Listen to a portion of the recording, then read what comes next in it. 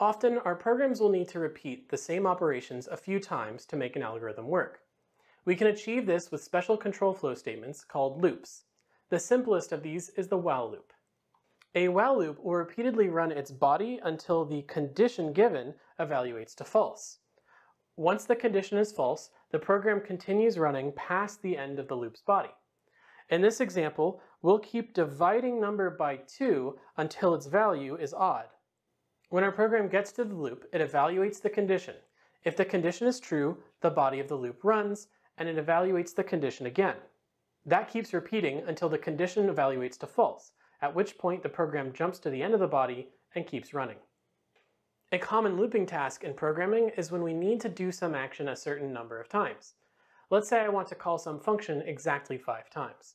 I could create a variable to keep track of how many times I've called it so far, check that variable against the number 5 in the loop condition, and increment that variable at the end of the loop body.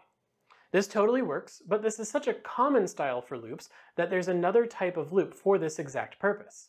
A for loop uses 3 separate expressions in its parentheses. The first expression initializes the loop.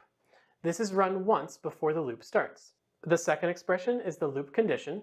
This gets checked before each run of the body, and when it evaluates to false, the loop is over. The final expression is the iteration expression. This runs once for each iteration of our loop after the body runs. We can rewrite our counting loop using a for loop like this. We initialize our counting variable, check it against our constant 5, and increment it in each iteration. For loops can be used for much more than just counting, since we can use any initialization, condition, and iteration expressions. One important note as we round out our discussion of control flow statements is that the bodies of these statements are new scopes.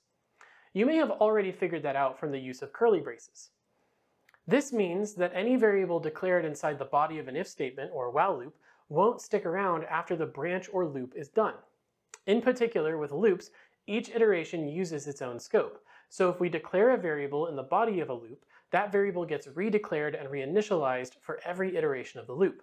The value won't persist across multiple iterations. And this is super useful as we can nest loops to iterate over multiple dimensions.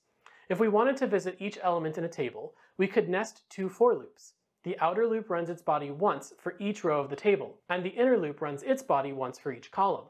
With the 2 loops nested like this, the inner body will get run once for every cell in the table. And that's it for our Week 0 videos. If you're new to programming, I hope this was a helpful crash course in the basics. If you're reviewing things you've learned before, hopefully you see that this training program really will be building up from the beginner level. With that, I'll see you all in Week 1.